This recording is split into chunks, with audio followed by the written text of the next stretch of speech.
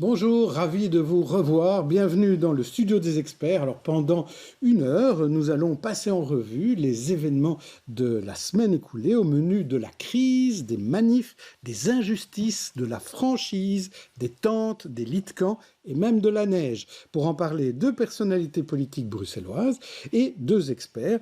Tout d'abord Pascal Vrebos, auteur et présentateur à RTL TVI. Bonjour.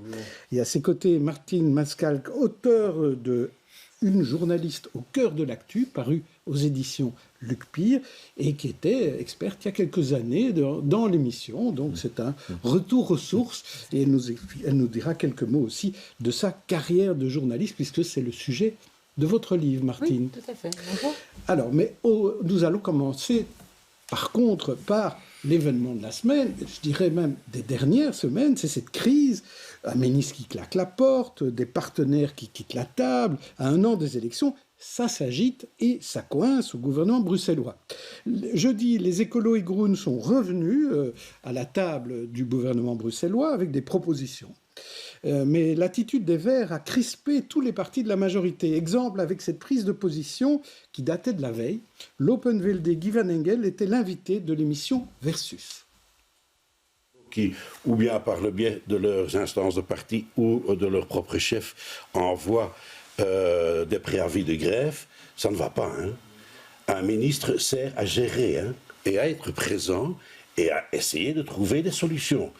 Et j'ai passé plus d'une décennie, plus de 15 ans au gouvernement bruxellois. Nous avons, dans toutes les équipes précédentes, même s'il y avait des grosses frictions ou des points divers sur lesquels on se chamaillait, on a toujours travaillé en cherchant le consensus. Et on a respecté la parole donnée. Alors, chercher le consensus, la parole donnée, ça n'a pas l'air d'être l'ambiance pour l'instant au gouvernement bruxellois, même si on a vu Rudy Vervoort et Alain Marron descendre des escaliers ensemble pour feindre un nouvel accord. Pascal Vrebos, votre avis? 1 an avant les élections, c'est un peu une sorte de labiche politique. On se positionne. Alpes veut des logements, Écolo veut des espaces verts. Moi, je veux les deux. Enfin, je veux dire, bien sûr qu'il faut des logements. Et c'est vrai que cette friche au printemps et en été, c'est merveilleux. Il y a des plantes sauvages, de la bourrage, de la luzerne. C'est une friche qui aurait fait rêver Lamartine et Baudelaire. La nature est un temple. Voilà, ça c'est pour le côté poétique. Mais je ne comprends pas pourquoi ils n'arrivent pas à une sorte d'accord. Mais moi, j'ai peut-être une solution que je vous présenterai un peu plus tard.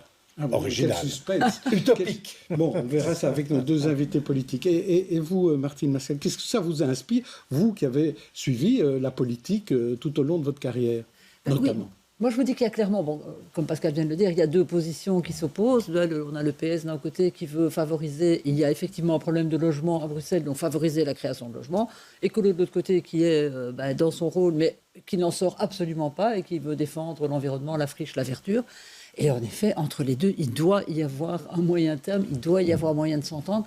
Parce que moi, ce qui me sidère, c'est effectivement qu'on soit dans cette politique de la chaise vide, les portes qui claquent, etc.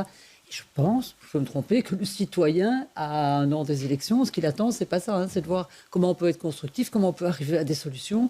Et il va se rappeler soit des chamailleries, soit de ceux qui ont fait quelque chose pour arriver à trouver un modus vivendi. On va voir ce qu'en pensent nos invités politiques. On va accueillir nos 2 invités. Tous les 2 sont députés bruxellois.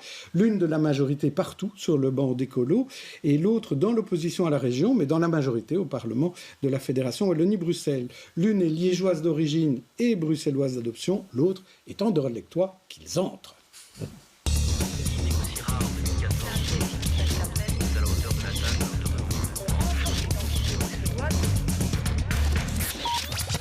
Donc nous accueillons Margot Deré, députée bruxelloise écolo, et à ses côtés Gaëtan Van Goetsenau, député bruxellois MR. Alors, on va commencer par vous, Margot Deré. En tant qu'écolo, vous êtes bien placée pour nous parler de cette situation, de cette crise gouvernementale. Est-ce qu'aujourd'hui la crise est réglée avec ce qui a été décidé au gouvernement? On dit, Alain Marron a encore dit qu'il s'opposerait à la friche. Pourtant, maintenant, tout est lancé pour la friche Josaphat. Tous les appels et les marchés publics sont lancés. Donc, comment allez-vous vous opposer demain? Mais je ne suis pas sûre que ce soit vraiment une crise, parce que pour le coup, c'est surtout un désaccord politique en fait, de deux visions qui ont du mal à s'accorder, à trouver le chemin. Moi, ma préoccupation, c'est de me dire, on est en train de gérer une région, on est en train de gérer plein de réaménagements du territoire, et on est en train de faire plein de choix qui sont importants pour le futur. Et dans ces choix, il y en a un qui m'inquiète, c'est de venir qu'un jour, on va devoir justifier à des jeunes, à nos enfants, nos petits-enfants, qu'on a décidé de mettre du béton sur une partie de le dernier grand espace vert de Bruxelles. Et donc ça, c'est un truc qui, forcément, nous, en tant qu'écologistes, en tant aussi que très attentifs aux questions de protection de l'environnement, évidemment, on est sensible. Et je pense qu'en plus de ça, il y a une corollaire qu'on n'arrête pas d'oublier, qu'on met sur le côté, c'est qu'en fait, pour les gens aussi, en fait, ça a de l'importance. On n'est pas juste en train de dire il faut sauver des petits oiseaux et de la biodiversité, même si je pense que c'est important aussi, mais aussi de permettre aux gens d'avoir des espaces verts près de chez eux. Moi, j'habite à Molenbeek, à côté du canal, il n'y a rien. C'est un désert. Le seul parc qu'il y avait a été fermé par la bourgmestre. Et franchement, c'est pas des conditions de vie. Quand on voit avec le Covid, etc., comment ça s'est passé, c'est pas vraiment respectueux non plus des Bruxellois et des Bruxelloises. Et je pense qu'on oppose injustement le logement et les espaces verts. Et moi, je suis d'accord avec vous, Monsieur Brébois, il faut faire les deux, en fait. Et ça se fait. Il y a plein de solutions qui peuvent exister. Mais vous n'avez pas répondu à ma question, qui est comment vous allez vous opposer demain à ce projet, alors que maintenant les marchés publics ont été votés dans les 4 leviers et outils bruxellois pour que tout continue. Alors je crois qu'on est encore très loin des premiers coups de pelle. Hein. Je pense que on parle de plusieurs, je pense 2027 avant qu'il y ait vraiment quelque chose qui se mette en marche. Donc je pense que rien n'est encore totalement joué, qu'il y a encore des marges de manœuvre et c'est vraiment. Et c'est ce que Alain Marron et Barbara Track dénonçaient. C'est aussi une méthode de travail en fait qu'on a envie d'instaurer, d'avoir une réflexion plus globale à l'échelle de toute la région pour pouvoir peut-être redynamiser aussi les discussions sur tous les PAD, comme on les appelle, les réaménagements. Donc vous dites rien n'est joué, hein, c'est voilà. Ça si je dois résumer. Gaëtan Van Goissonneau, sur la crise et ces critiques sur la loyauté entre partenaires. Vous qui n'êtes plus dans la majorité. Depuis bientôt 20 ans, en effet. Mais c'est manifestement une crise, ou alors... il n'y a pas grand-chose qu'on peut désigner comme crise. Et d'ailleurs, ça touche à quelque chose de fondamental, c'est-à-dire le choix de ville que l'on veut. Je pense que malheureusement, cette question n'a pas été suffisamment abordée en début de législature. Et aujourd'hui, on se trouve confronté à un désaccord. Mais je pense qu'il aurait fallu débattre de cela à l'entame de la législature. Il y a quand même eu une validation en première lecture. Des projets d'aménagement sur la friche Josaphat. Alors oui, après il y a eu l'expression d'une inquiétude, mais en attendant, ce qui arrive aujourd'hui, il fallait se rendre compte que ce n'était pas parti de rien. En 2021, j'avais déposé une proposition de résolution pour étudier la possibilité de créer une réserve naturelle sur cette friche. Et c'était écarté quand même très rapidement, alors que je pense qu'aujourd'hui, même si on ne va peut-être pas construire demain, la question de la conservation de la zone est importante. Pourquoi ? Parce qu'on dispose aujourd'hui d'une carte d'évaluation biologique, donc on peut savoir exactement quelles sont les zones dans cette friche qui sont les plus riches en biodiversité. Et il faut pouvoir les conserver. Pourquoi ? Parce que c'est sûr, il n'y aura peut-être pas la bétonnière demain, mais rien n'indique que ces zones ne vont pas être altérées progressivement dans les mois et les années qui viennent. Et donc c'est vrai que les bâtiments ne vont pas sortir de terre demain, mais il faut aujourd'hui, dès aujourd'hui, parler de la conservation des points chauds en termes de biodiversité. Si je vous comprends bien, si demain il y a une majorité MR écolo, on ne construit pas sur la friche Josaphat. En tout cas, ce que nous voulons, effectivement, c'est trouver des modalités de conservation pour pouvoir maintenir la biodiversité. Pas seulement dans cet endroit, nous pensons qu'effectivement, il y a toute une série de sites qui méritent évidemment d'être conservés. On a parlé du Mélemerche, on a parlé du Marais Wils, on a parlé du Champ d'Écailles. Et donc, mais il faut que cette question de la biodiversité soit effectivement considérée sur base des données qui sont à notre disposition. Et si on l'avait fait en amont, on n'en serait pas aujourd'hui à cette situation. Margot Derey, il y a une majorité alternative là-dessus au Parlement bruxellois pour voter pour la conservation ou la réserve naturelle de la friche Josaphat ? Alors c'est vrai qu'il y a en tout cas un alignement sur le fait qu'on a envie, et il y a beaucoup de partis en fait dans le Parlement qui sont assez motivés et mobilisés pour défendre des questions des espaces naturels un peu partout à Bruxelles. Donc ça, je pense que c'est vrai. Par contre, moi, je pense qu'il faut faire aussi confiance au gouvernement. C'est un gouvernement qui a connu quelques difficultés par moment, mais quand même qui globalement travaillent bien ensemble. Et donc, je sais qu'ils vont finir par trouver des solutions. Quand tout le monde est à la même table. Oui, bien sûr. Oui. Pascal Voilà, Grébos, vous vouliez poser une question. D'abord, une petite question du citoyen lambda. Moi, j'ai lu que Rudy Vervaux, donc le ministre-président, avait dit que vous aviez fait un accord, un tiers logement, un tiers espace vert et un tiers zone naturelle, et que vous aviez rétro-pédalé. Ça veut dire que quoi? Vous avez fait un accord et puis vous avez dit « je suis plus d'accord ». Moi, c'est ce que j'ai compris. Écoutez, j'ai pas tous les... Ou bien il ment. J'ai pas tous les détails du dernier carat du dossier, ça je tiens quand même à le dire. Mais par contre, c'est vrai qu'il y a aussi eu des mobilisations qui ont attiré notre attention sur des risques qui étaient en cours. Mais ça, c'est normal aussi, je crois. Donc c'est un accord, vous étiez d'accord, vous n'êtes plus d'accord. Donc ça, il a raison, Rudy Vervaux. Oui, je ne sais plus exactement le détail. C'est-à-dire qu'il y a eu une première lecture, comme Gaëtan Gatsomov l'a dit, et il n'y a pas d'accord sur la deuxième lecture. Et le dossier est resté très dormant pendant très longtemps dans les ordres du jour du gouvernement. Et ça, je crois que c'est un problème de méthode de travail plutôt que de fond à ce niveau-là. Donc vous remettez la faute là-dessus sur le ministre-président et sa méthode de travail au sein du gouvernement. De la manière dont ce dossier a été géré, il y a sûrement des torts des deux côtés. Moi, je ne suis pas à toujours rajouter une pierre d'un côté ou de l'autre. Dans le jardin ou dans la friche de l'autre. Mais je regrette tout de même qu'aujourd'hui, on a essayé de réimpliquer le Parlement. Je suis revenu de nouveau avec une nouvelle proposition justement pour parler de conservation, pour faire en sorte que cette question puisse être étudiée. Et une fois de plus, la majorité a fait bloc pour écarter.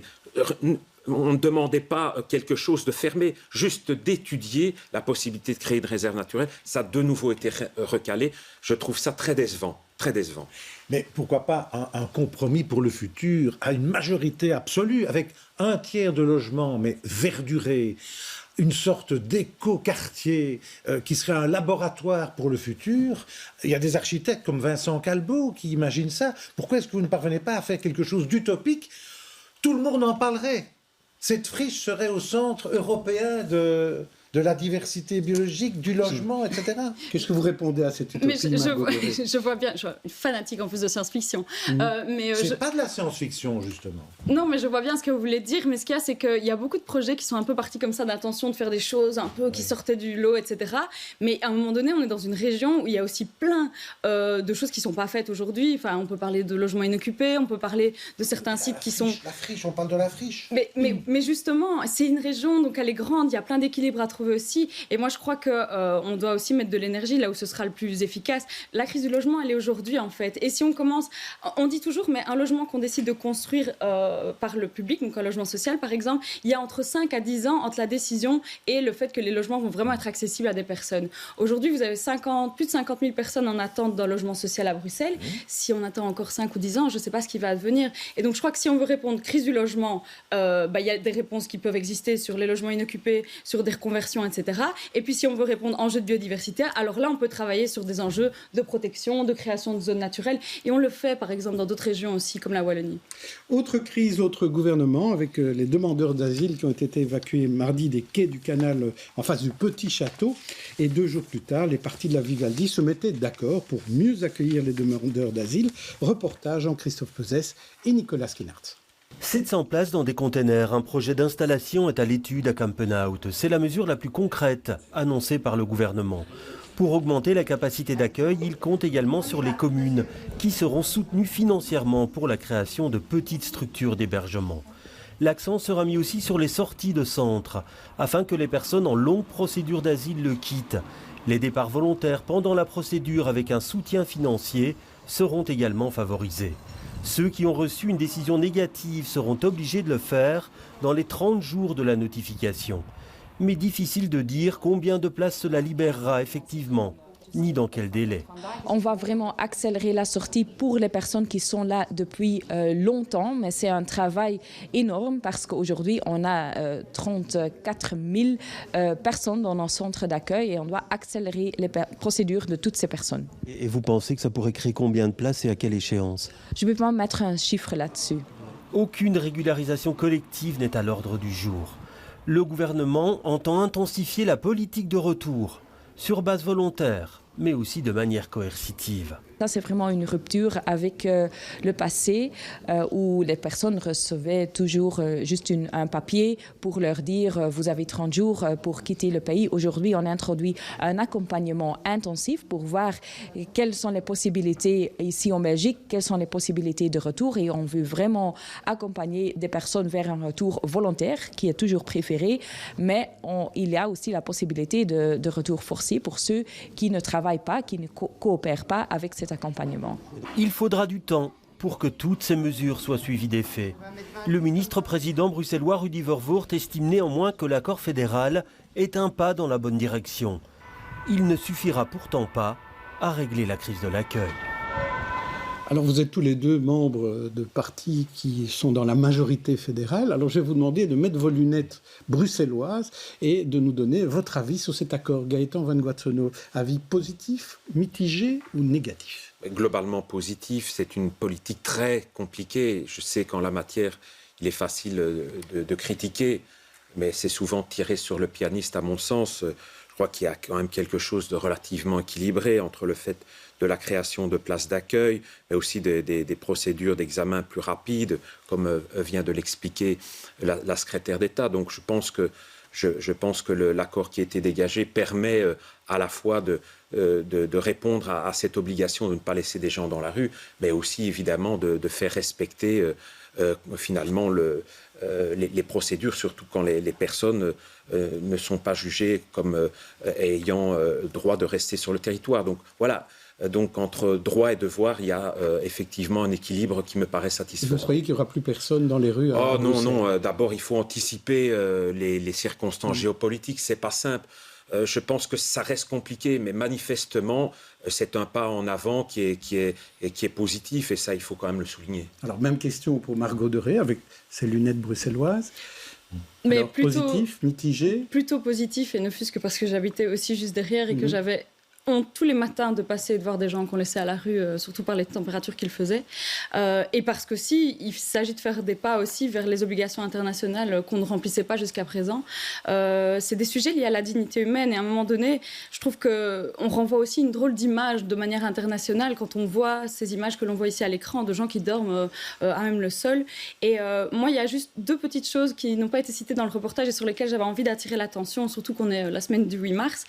C'est la question de l'accès au titre de séjour pour les parents d'enfants qui ont par exemple des risques de mutilation génitale dans leur pays. Et ça, je trouve que c'est vraiment une avancée parce qu'en fait, ça va permettre à des personnes qui ont, des jeunes filles souvent, qui ont soit failli, soit qui ont vécu des mutilations génitales, de pouvoir aussi retrouver un cocon familial, ce qui est fondamental dans des parcours aussi difficiles que celui-là.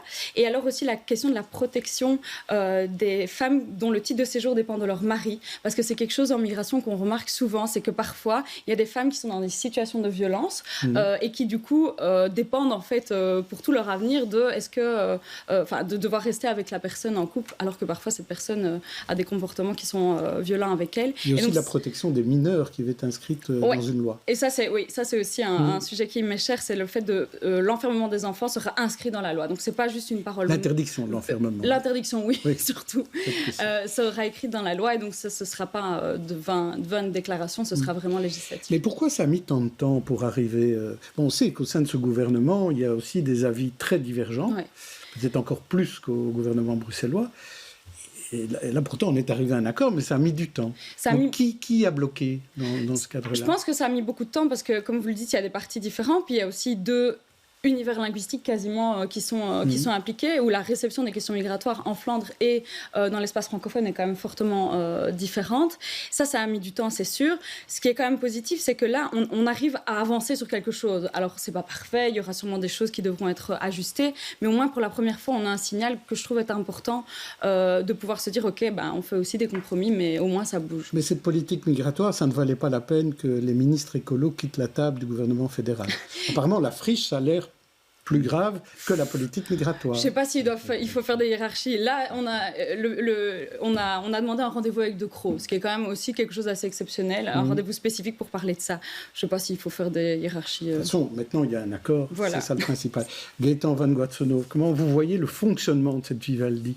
Parce que certains ont dit, bon, ils ne vont plus rien faire jusqu'aux élections. Mais c'est la preuve qu'on est parfois exagérément pessimiste à l'égard du fonctionnement de la Vivaldi, et peut-être qu'on ne regarde pas les problèmes ailleurs. On voit qu'au niveau bruxellois, on voit qu'au niveau de la région flamande, il y a quand même aussi de graves difficultés. Donc c'est la preuve que sur des sujets délicats, il est encore possible, à 1 an des élections, de progresser, de trouver un certain nombre de solutions qui embrassent pourtant des questions extrêmement délicates et complexes. Donc voilà, c'est la preuve que malgré les difficultés, il n'est pas toujours d'ailleurs nécessaire de tomber dans la comédia dell'arte, de quitter sa place au Conseil des ministres. C'est possible effectivement, parfois en prenant du temps, d'aboutir à de véritables accords. Martine Mascal, dans votre expérience de journaliste, crise sur la migration, c'est pas la première fois qu'on la connaît. Hein. Ah non, ça c'est loin. C'est un sujet qui revient. Hein. C'est un sujet qui revient très souvent. Et en fait, c'est justement ça. Je sais que c'est facile, je sais que j'ai souvent éditorialisé en disant gouverner, c'est prévoir. Je reconnais que c'est facile à dire, mais enfin, dans ce cas-ci, il faut quand même admettre que les crises migratoires se succèdent, que les crises dans le monde se succèdent aussi, et qu'il serait certainement temps, et bien sûr, probablement pas au niveau de la petite Belgique, mais au niveau européen, de remettre le travail sur le métier et d'essayer de régler notamment ces problèmes d'arrivée, des pays d'arrivée des migrants, parce que ça va continuer, ça ne va pas s'arrêter. Et en effet, on ne saura certainement jamais trouver une solution totalement, enfin qui prenne en compte tous les cas de figure, mais je pense que quand même il faudrait s'y pencher à un moment peut-être où il n'y a pas trop de problèmes, il y en a tout le temps, mais peut-être à un moment où on peut s'asseoir à table mais on voit qu'au niveau européen, ça n'avance pas non plus, parce que là aussi, les avis sont très divergents. Pascal Brébos ? Mais bon, là, c'est un bon point pour le Premier ministre, puisque la gauche et la droite ont trouvé un compromis, musculation d'un côté et les mineurs protégés de l'autre, donc bravo. Maintenant, bon, tout reste à faire. Quand je pense, c'est le Standard là, qui a dit que 143 communes flamandes ne voulaient absolument pas avoir des réfugiés. D'ailleurs, c'est pas dans le plan. Donc, 53 000 mouvements secondaires, comme on dit en Belgique, en 22. Donc, c'est un bon point. Maintenant, concrètement, comment ça va se passer, ça, c'est autre chose. L'égalité salariale femmes-hommes a du retard. Elle aussi. D'après le secrétaire général de l'ONU, il faudra même attendre 300 ans pour y parvenir. Bon, c'est pas 300 précisément, c'est peut-être 301 ou 299. Hein. Et cette semaine, la ministre Lallieu a rendu publique une étude sur les pensions qui montrait un gap, une différence de plus de 23% entre hommes et femmes. Alors, c'est bien de fêter le 8 mars, mais il y a encore du boulot, Margot Deré, hein, sur cet aspect purement égalité salariale. Comment est-ce qu'on explique ça ? Parce qu'en fait, on parle d'égalité salariale, mais ce qu'on a tendance à oublier, c'est que la raison pour laquelle il y a beaucoup d'inégalités salariales en Belgique, c'est pas qu'un patron va payer de manière différenciée une femme et un homme. C'est pas ça, en fait, qui se passe aujourd'hui. Ce qu'il se passe, c'est que à beaucoup de moments de leur vie, les femmes sont poussées à faire certains choix, je vais m'expliquer plus précisément juste après, qui vont en fait les pénaliser, notamment sur le plan de leur autonomie financière. Exemple concret, au moment de choisir des études, je connais très peu de femmes qui se lancent dans des carrières en informatique, par exemple, alors que c'est un secteur qui est très prometteur, où il y a beaucoup de travail et où ça paye plutôt bien. Par contre, beaucoup de femmes qui vont se lancer dans des carrières liées au métier du soin, infirmières, aide à domicile, etc., qui sont des métiers beaucoup moins payés. Ça, c'est une première chose. Ensuite, il y a la charge de la famille. Et donc, c'est vraiment cette habitude liée à plein de stéréotypes que la femme va prendre en charge au moment où elle décide d'avoir des enfants, de prendre une pause carrière, de réduire son temps de travail, etc. Et tout ce travail qu'elle fournit à la maison n'est pas reconnu aujourd'hui. C'est du travail bénévole, finalement, qui profite quand même à toute la société, parce que je veux dire, ma maman m'a élevée et je suis devenue une citoyenne responsable, et je suis active, donc ça a quand même de l'intérêt. Mais ce travail n'est pas reconnu et ça s'en ressent au niveau des pensions. La pension, moi je dis toujours, c'est un peu la photographie de toute la carrière. Et en fait, comme les carrières ne sont pas les mêmes, elles sont irrégulières et inégalitaires, et au moment de la pension, on voit clairement ce gap et cette différence. Gaëtan Van Guatsonov, vous avez la même lecture sur cette différence salariale ? Oui, et je pense qu'on devrait effectivement soutenir un certain nombre d'initiatives comme Womenpreneur qui souhaite donner plus de place donc, aux femmes dans l'entrepreneuriat et donc travailler aussi au fait de briser ce plafond de verre qui souvent, en quelque sorte, continue à exister, empêcher un certain nombre de femmes d'accéder à toute une série de responsabilités, outre le fait qu'effectivement, encore aujourd'hui, toute une série d'études voient finalement des différences genrées assez fortement établies. Donc il y a encore un boulot sur les stéréotypes, mais aussi effectivement une conscientisation dans le cadre de toute une série de structures décisionnelles pour faire plus de place aux femmes, pour encourager évidemment donc les femmes à prendre ces fonctions qui sont aujourd'hui encore essentiellement masculines. Il y a un boulot. Vous avez parlé des 300 ans pour établir cette égalité, mais en fin de compte, c'est au rythme actuel. Donc on peut espérer que ce rythme ne sera pas, sera accéléré. Et il dépend effectivement de toute une série d'actions au sein des entreprises, au sein aussi des administrations, pour accompagner ce changement et aussi pour accompagner dans le cadre des choix, donc dans l'enseignement, dans la formation, vers finalement ce qui est l'égalité véritable. Mais est-ce qu'il faudrait, par exemple, un revenu pour la maternité? Est-ce qu'il faudrait, dans la carrière pour la pension, tenir compte davantage de ces périodes où on n'est pas au travail? Est-ce que ça, c'est quelque chose que vous pourriez soutenir, Gaëtan Van Boissonneau? Pourquoi pas? D'ailleurs, c'est une question qui est d'ailleurs à l'heure actuelle largement débattue en France, chez nos voisins, dans le cadre du débat sur l'âge de la pension. Donc oui, je crois que ça doit être quelque chose qui s'intègre dans nos réflexions sur les parcours, sur les carrières et évidemment aussi sur les pensions. Mais il faut aussi remettre en question le rôle évidemment de l'homme et de la femme dans le couple et dans la responsabilité parentale. Ça, c'est pas l'État qui doit le faire. Ça. Non, c'est sûr, mais il y a un contexte général qui permet de le renforcer. Vous savez, quand vous êtes un homme et que vous prenez vos jours de paternité, déjà il y en a moins pour la maternité, forcément, vous allez me dire, il faut évidemment parfois forcer les hommes à prendre ces jours donc, de congé de paternité. Donc il y a encore des blocages intellectuels et des stéréotypes qui existent. Et ça, je pense que chacun a sa part pour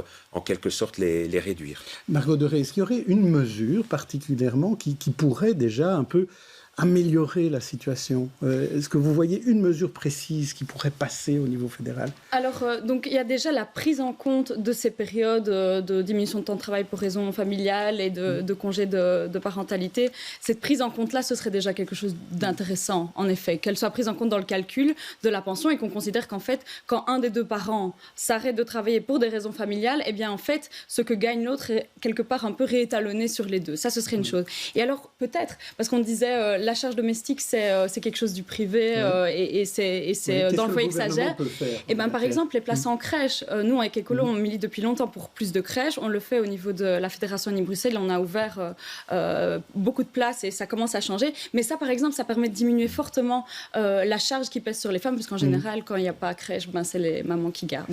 Oui, Martine Mascal, comment vous avez vécu cette inégalité homme-femme dans le monde de la presse? Vous étiez quand même rédactrice en chef de l'Écho, hein, donc oui, vous avez eu un poste à responsabilité.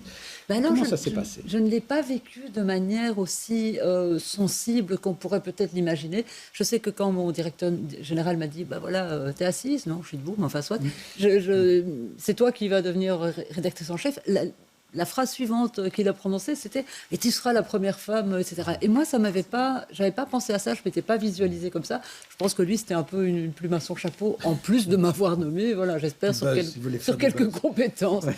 Et par contre, pour cette question salariale, parce que là, j'ai quand même une petite anecdote. Moi, je suis arrivée rédactrice en chef avec mon salaire de journaliste. Et au bout de quelques mois, pas tout de suite, on m'a dit « Bon, on va quand même aligner son salaire sur celui de son adjoint. » Parce que lui, il était là depuis longtemps, et donc par la force des choses, il avait... L'adjoint. Oui, et après j'ai eu un petit peu plus. Mais je veux dire, à ce moment-là, il gagnait plus que moi parce qu'il était là depuis plus longtemps et moi je suis arrivée juste avec mon salaire de journaliste. Donc j'étais relativement dans une bonne maison parce que ça s'est fait. Ça ne s'est pas fait tout de suite, j'avoue, mais enfin ça s'est fait. Pascal Drebos? L'égalité salariale, c'est une priorité des priorités. Voilà, et ça n'avance pas assez vite, on est bien d'accord.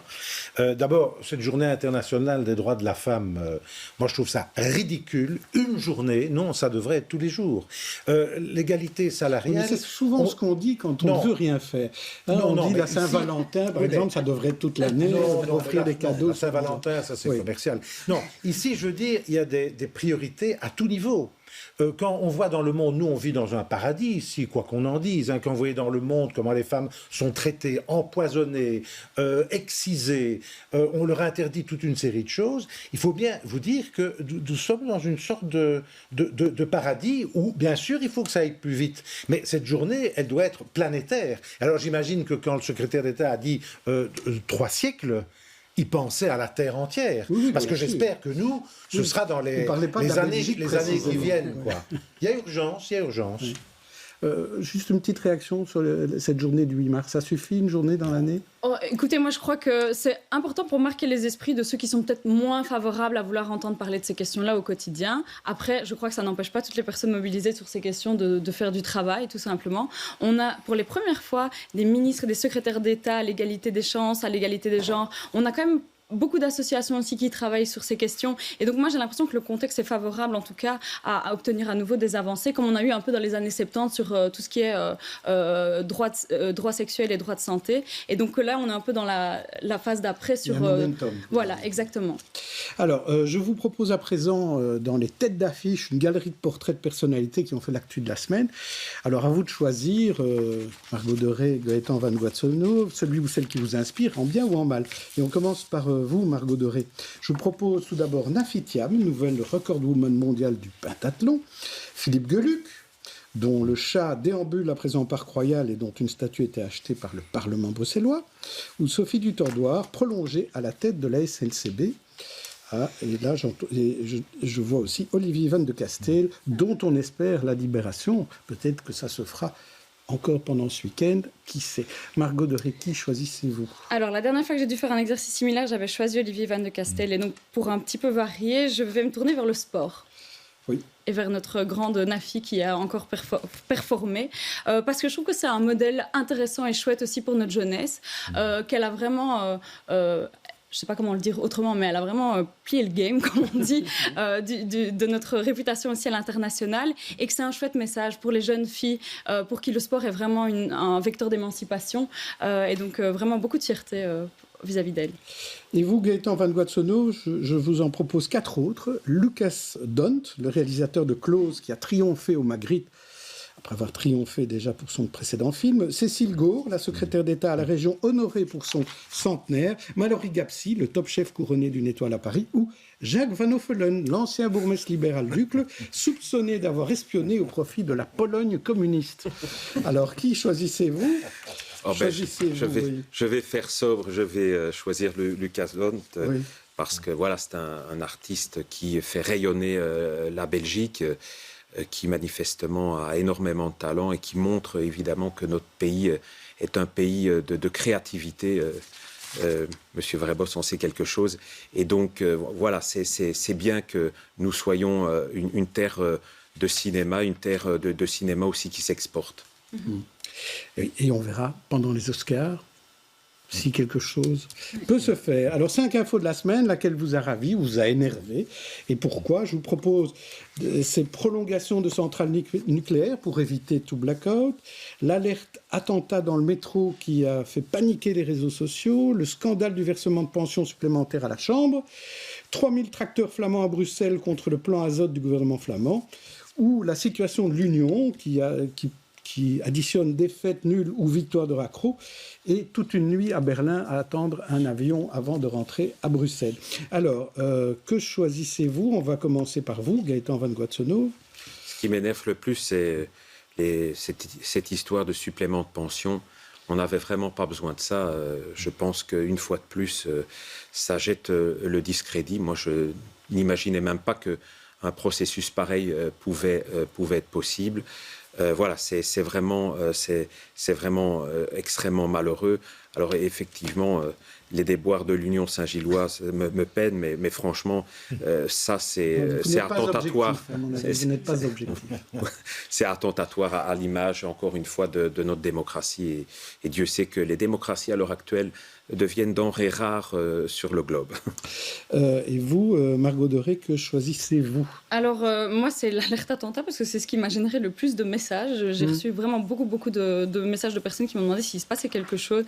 Et en plus, c'était un jour de mobilisation et donc il y avait beaucoup d'activités qui étaient prévues. Et je pense que ça a malheureusement refroidi un peu les personnes qui avaient envie de se déplacer. Et ça rappelle un peu ce spectre attentat et un peu ce sentiment d'inquiétude qui peut parfois peser chez les personnes suite à tous ces événements qui ont tendance à malheureusement venir nous rappeler à chaque fois que ça peut arriver et que c'est même si c'était peu probable, voilà. Mais c'était pris au sérieux en tout cas. Oui.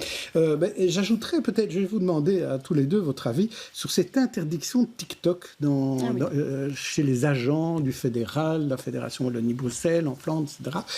Qu'est-ce que vous en pensez, Gaëtan Van Guatseno? C'est une bonne chose ou bien c'est... Je pense que dans les circonstances géopolitiques actuelles, il vaut mieux être prudent. Singulièrement face à une puissance comme la Chine qui ne recule parfois devant rien pour pousser son influence et pour parfois effectivement disposer d'éléments et de données qui nous mettraient dans une situation de difficulté. Voilà, donc je pense à tout le moins que ça doit être examiné et débattu. C'est trop important de laisser nos données finalement sans véritable contrôle. Margot Doré, vous en tant que députée, vous allez vous débrancher de TikTok? En tout cas, je fais très attention à ne plus mélanger cette application avec sur mon téléphone professionnel. Donc ça, c'est sûr. Sur le téléphone privé, voilà. Là, il n'y a pas de lien. Donc voilà, je pense qu'il ne faut aussi pas créer un vent de panique, qu'une utilisation sur un téléphone sur lequel il n'y a rien de sensible, ce n'est pas très grave. Mais par contre, ça attire l'attention sur un problème qui est très important et dont mon collègue a parlé. C'est cette question de comment la question des données, de la sécurité informatique, etc. est vraiment centrale. Et je trouve parfois qu'en Belgique, on est souvent un peu en réaction, en fait, sur des sujets comme celui-là, alors que l'informatique évolue super vite et donc on doit pouvoir être capable aussi de réagir à des choses comme ça. C'est pas la dernière fois que ça va arriver finalement. Et est-ce que TikTok est le seul réseau social qu'il faut viser ou bien il faut viser aussi les autres réseaux sociaux? Le problème de TikTok, c'est sa gouvernance. C'est parce que c'est la Chine derrière. La plupart des réseaux sociaux collectent aussi énormément de données, souvent à l'insu des utilisateurs qui ne comprennent pas très bien en fait qu'ils en cèdent. Facebook a eu aussi des scandales avec des fuites de données justement personnelles, etc. Là, c'est qu'il y a une question vraiment politique bouillante derrière d'influence de la Chine sur la Belgique, l'Europe en général.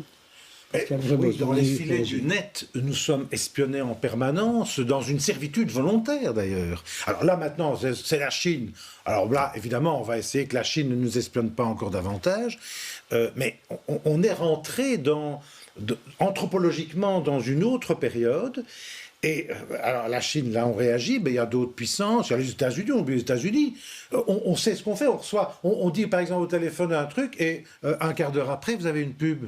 Donc, je veux dire, ne jouons pas les étonnés.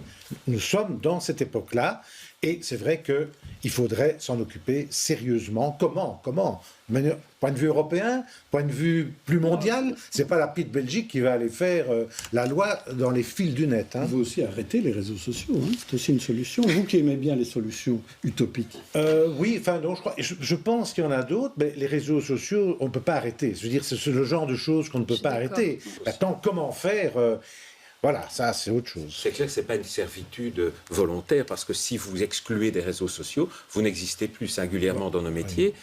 Mais je pense que l'échelon européen est fondamental pour trouver un certain nombre de solutions. À l'heure actuelle, l'Europe planche là-dessus, mais il faut aller plus vite et plus fort. Alors, les services publics étaient en colère cette semaine. Les actions se sont multipliées depuis lundi. Mardi, les pompiers et ambulanciers étaient de sortie. Reportage Léa Dubuc et Béatrice Broutou. On va rencontrer la ministre pour expliquer nos doléances. 60 ans max, c'est ce que des centaines de pompiers venus de toute la Belgique scandent ce matin place du Congrès. Le métier est reconnu comme pénible, mais l'âge de départ à la pension reste à 67 ans. Un âge difficile, voire dangereux pour ces pompiers bruxellois en fin de carrière. Si on continue à avoir la charge de travail qui augmente, et qu'on n'augmente pas les effectifs et qu'on nous demande de rester plus tard, il y a un moment où ça va craquer et que ça ne passera plus. Mais c'est vrai que c'est dur physiquement parce que bon là, il faut faire les interventions, il faut sortir, il faut se lever la nuit, faut y aller quoi. Donc c'est vrai que pénibilité c'est assez dur, oui. Il faut pas oublier, donc on rentre dans les fumées, il y a tout ce qui est lié au cancer, il y a beaucoup de gens chez nous qui en souffrent. Les ministres de l'Intérieur et de la Santé publique ont reçu les syndicats ce midi. À l'ordre du jour, le plan de pension, mais aussi le manque de moyens et la lutte contre les agressions. Je pense qu'on se fout de ma gueule. Pour les pensions, il n'y a rien qui est sur la table. Le refinancement, il y a une dotation qui est fixée, donc elle va être indexée, ce sera tout. Ce qui est largement insuffisant, bien sûr. Et on revient toujours avec la problématique des agressions. Ils vont faire des clips vidéo pour apprendre ce que c'est le métier pompier, pour dire que voilà, nous présenter notre métier en disant qu'on n'est pas une force répressive. Le ton monte entre les manifestants et les forces de l'ordre. Des projectiles sont lancés avant de bloquer le tunnel Madou. Les pompiers sont remontés, ils ne lâcheront pas. On trouvera d'autres solutions, hein. On peut faire des actions coup de poing, hein. Ça n'est pas interdit. Hein. C'est faire des blocages de circulation des quartiers ministériels pour ne pas embêter les travailleurs, par exemple. On est très imaginatif chez les pompiers. Le métier le veut. Le préavis de grève est actuellement déposé jusqu'à vendredi. Certains syndicats évoquent une prolongation pour défendre ceux qui vivent en moyenne 7 ans de moins que les autres. Alors, il n'y a pas que les pompiers qui ont manifesté pendant la semaine, hein, donc il y a de manière générale un peu tous les services publics qui se plaignaient du manque de moyens, en fait. C'est ça. Comment donner plus de moyens aux services publics qui le demandent, Margot Deré ? Ben, en choisissant de le faire, j'ai envie de dire. Oui. C'est-à-dire Mais en abandonnant quoi, alors ? Qu'est-ce qu'il faut choisir ? C'est-à-dire que là, j'ai l'impression qu'on est arrivé un peu... c'est comme une cocotte minute à laquelle on va essayer de maintenir le couvercle fermé pendant longtemps. Et les services publics ont souvent souffert, évidemment, de politiques publiques d'austérité, parce qu'il y a eu une crise du Covid, parce que pour plein de raisons, bonnes et mauvaises. Moi, je suis toujours aussi alertée par la question du financement de la police, qui a quand même vu ses moyens fortement rabotés pendant longtemps, et qui maintenant se retrouve dans des situations où vraiment... ça crée des tensions dans les équipes, etc. et par rapport à l'extérieur. Et donc, je pense que vraiment, je ne suis pas un ministre du budget, donc je ne vais pas m'amuser à faire des grands jeux de réallocation de budget, mais en tout cas, de réinvestir dans le service public, ça me semble bien, surtout qu'on a laissé faire quelque chose, je crois, c'est qu'avec la crise du Covid, les conditions de travail ont été fortement modifiées, il y a eu du télétravail, il y a eu plein d'aménagements qui ont été faits, et j'ai l'impression qu'on n'est pas vraiment revenu à une situation normale d'avant, en fait. Et il y a beaucoup de travailleurs et de travailleuses qui disent, mais en fait, par exemple, je sais pas moi, j'ai toujours 2 jours de télétravail par semaine, mais on me donne pas un défraiement pour quand je reste chez moi, ou des choses comme ça, qui sont en fait pas normales et qui devraient être rétablies. Et donc, je pense qu'il faut vraiment se reposer la question des conditions de travail, et je crois qu'on peut en parler aussi avec le débat sur Deleuze, mais c'est vraiment des choses qui sont préoccupantes. Gaëtan von Goissonneau, comment vous voyez ça ? Est-ce qu'il y a moyen d'augmenter les moyens des services publics ? Il y a certainement un certain nombre de départements qui nécessitent plus de moyens. Il faut objectiver les choses. Parce que venir dire on va augmenter tout partout, évidemment, c'est très sympathique et ça attirera évidemment la sympathie de tous, mais on sait très bien que ce n'est pas réaliste. Donc il faut pouvoir objectiver un certain nombre de choses. On a parlé de la question de la pénibilité. Il y a aussi évidemment la question du pouvoir d'achat qui est souvent soulevée. Et là, je pense qu'il y a aussi un certain nombre de mécanismes sur lesquels travailler, trop au niveau de fiscalité, singulièrement sur les premières tranches de revenus, etc. Donc, il y a des choses à faire. On a parlé des agressions, des conditions de travail. On voit bien qu'il n'y a pas effectivement une réponse unique à donner, parce qu'il y a aussi une question de responsabilité budgétaire. Et donc, c'est un vaste sujet qu'il faut pouvoir aborder naturellement dans la sérénité. Donc, on ne peut pas parler aux pompiers, au corps médical, comme on parle nécessairement à d'autres catégories. Chacun a des besoins spécifiques. Il faut pouvoir aussi reconnaître parfois que certaines dépenses publiques ne sont pas nécessairement toujours absolument objectivées et justifiées. Il faut être critique tout en reconnaissant que certains nombres de fonctions sont devenues ces dernières années plus pénibles. Il faut donc, je crois... Donc la demande des pompiers, pour vous, vous semble pertinente, si je vous comprends bien. Il suffit de voir le nombre d'agressions qu'ils ont connues ces derniers temps. Ils ne l'ont pas inventé. C'est un métier pénible. Il faut pouvoir objectiver les choses, se mettre autour de la table avec les niveaux de pouvoir concernés et trouver des marches acceptables, tout en sachant bien entendu que si on concède certaines choses à certaines catégories, on ne peut pas évidemment faire open bar. Ça, c'est pas possible, ce serait démagogique que de l'affirmer. Martine Mascal, les pompiers, c'est quand même des gens dont l'action compte devant les différents gouvernements. On a déjà vu de la mousse envoyée sur les bureaux du ministre-président bruxellois ou des différents secrétaires d'État qui s'occupaient des pompiers. Oui, c'est sûr que les pompiers et quelques autres professions qui ont à leur disposition des gros engins, c'est plus facile pour eux évidemment de bloquer une situation. Mais enfin bon, ils mettent vraiment l'accent quand même sur quelque chose de fondamental. Et en effet, je suis d'accord, je crois qu'on ne peut pas comparer tous les services publics de la même manière. Enfin, je veux dire, les profs, les pompiers, le personnel infirmier et certaines personnes qui travaillent dans l'administration, que je ne critique pas du tout, mais qui font probablement un travail qui est peut-être un petit peu moins pénible. Et quand on dit que les 3 thèmes principaux des actions cette semaine étaient les salaires, les pensions et les budgets, on est d'accord, il y a eu un désinvestissement global dans la fonction publique, mais les salaires et les pensions, il faut en effet, je pense, plutôt se focaliser sur les personnes qui rendent des services énormes à la population, qui en effet ne sont pas toujours respectées comme elles devraient l'être. Ça, c'est un vrai problème de société et qui méritent probablement que leurs conditions soient prises. Voilà, exactement. Moi, je n'ai jamais compris, par exemple, pourquoi à l'administration des finances, on est passé en 20 ans de 32 000 à 20 000, alors que, théoriquement, ce sont les gens qui font rentrer de l'argent. Donc ça, il faudrait un jour qu'on me donne une explication. Ils sont peut-être plus efficaces. Et ce ne seront pas les algorithmes et le numérique qui expliquent cela. Je pense que, voilà. J'ai jamais... D'ailleurs, le juge Claise, souvent sur mon plateau, a dit aussi, je ne comprends pas pourquoi il n'y a pas plus de policiers, police judiciaire, etc., qui s'occupent de faire rentrer de l'argent. Voilà, j'ai jamais eu de réponse. J'ai entendu Margot Doré dire qu'il fallait mieux refinancer la police. Donc... vous êtes d'accord, finalement. C'est intéressant ce que vous dites sur la fraude fiscale, parce qu'en effet, on remarque qu'il y a des millions en fait, à aller chercher là-dedans. Et oui, même sans doute plus que ça. Je n'ai pas les vues sur les poches des plus riches d'ici. Mais c'est vrai que c'est quelque chose qui se fait peu. Mais là aussi, peut-être à faire de choix et de se dire à un moment donné que ça pourrait être dans des priorités. Ce serait rentable, c'est ça. Ben oui, en plus, tout à fait. Alors, lors d'un conseil d'entreprise exceptionnel, Deleuze a annoncé cette semaine que ces supermarchés allaient être franchisés.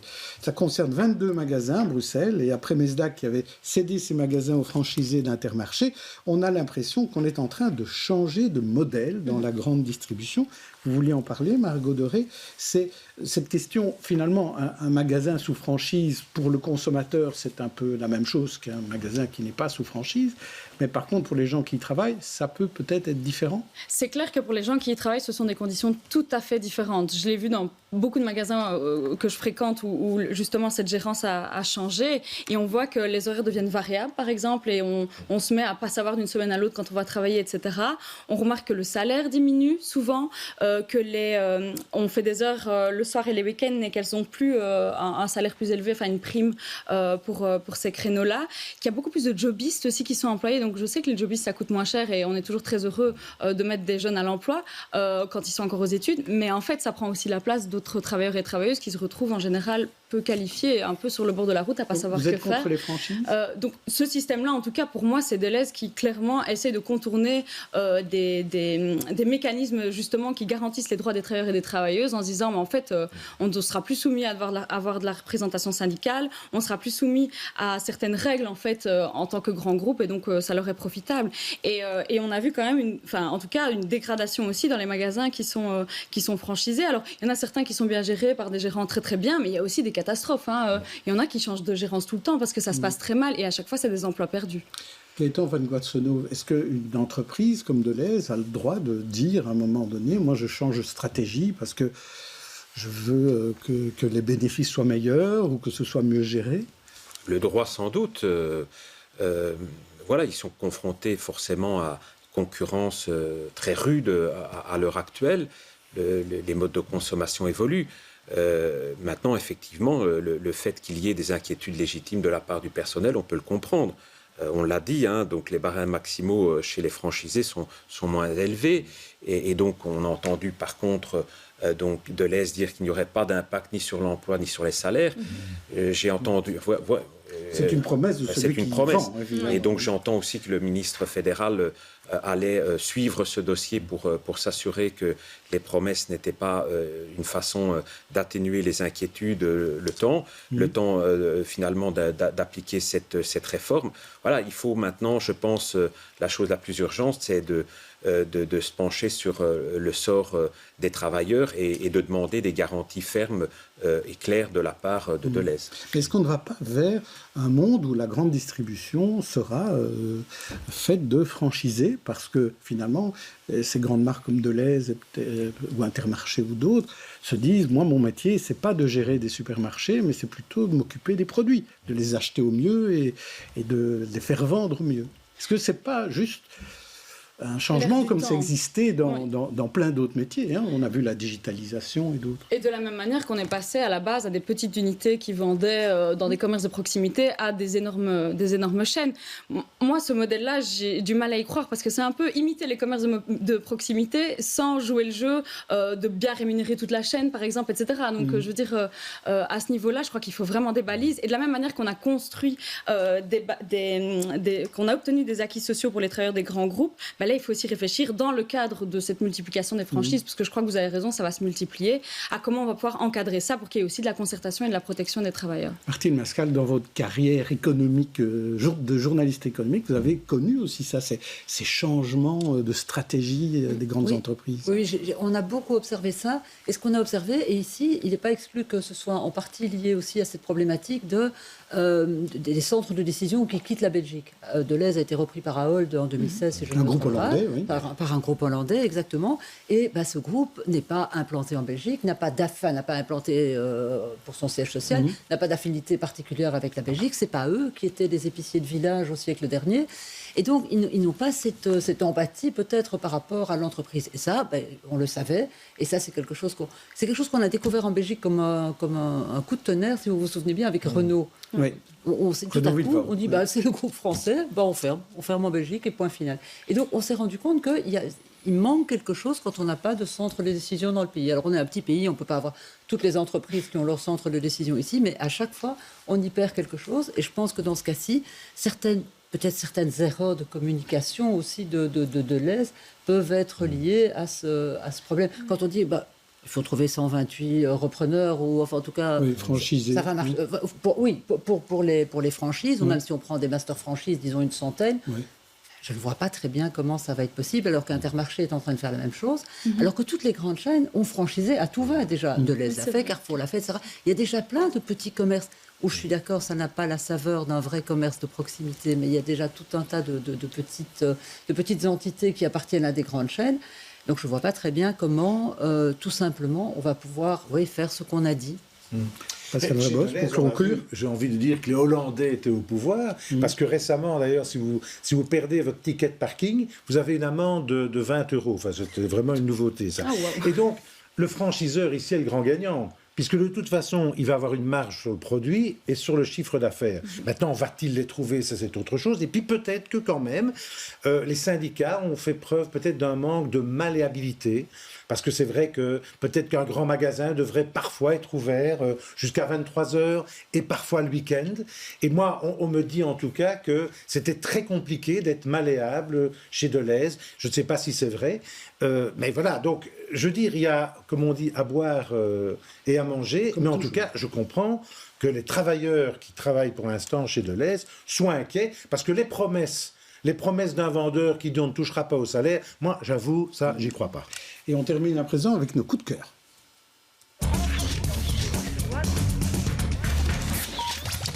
Pascal, vous vouliez nous parler d'un livre, une bande dessinée, plus exactement, ça s'appelle Infinix. Alors, Infinix, c'est la suite de Quantix. C'est extraordinaire pour tous ceux qui s'intéressent à la science de l'infiniment. Astérix et Obélix ? Pas du tout. À l'infiniment petit et l'infiniment grand, c'est le quantique expliqué simplement, avec drôlerie. On est on est emmené dans un voyage scientifique. Moi, je suis passionné par la physique quantique parce que je crois que c'est vraiment l'avenir à tous les niveaux et d'un point de vue philosophique aussi. Et là, franchement, c'est ma fille qui m'a offert cela. Comme elle le sait, elle a vu ça dans une librairie et j'ai dévoré. Donc, si vous vous intéressez à ça, foncez, Quantix Infinix. Et vous faites bien d'en parler cette semaine, parce que cette semaine, à l'Hôtel de Ville de Bruxelles, exact, il y a eu un événement de physique, il y avait un colloque avec les plus grands physiciens, et c'était l'histoire du boson de Higgs, et notre prix Nobel Engler était présent d'ailleurs, et il y avait plein d'enfants à qui on expliquait la physique, et notamment la physique quantique. Alors Martine, je ne vais pas vous laisser faire un coup de cœur, ça va être mon coup de cœur pour votre livre, hein. Voilà, une journaliste au cœur de l'actu. Finalement, vous racontez un peu tout votre parcours journalistique, mais quel est le souvenir ou l'anecdote la plus forte dont vous vous souvenez ?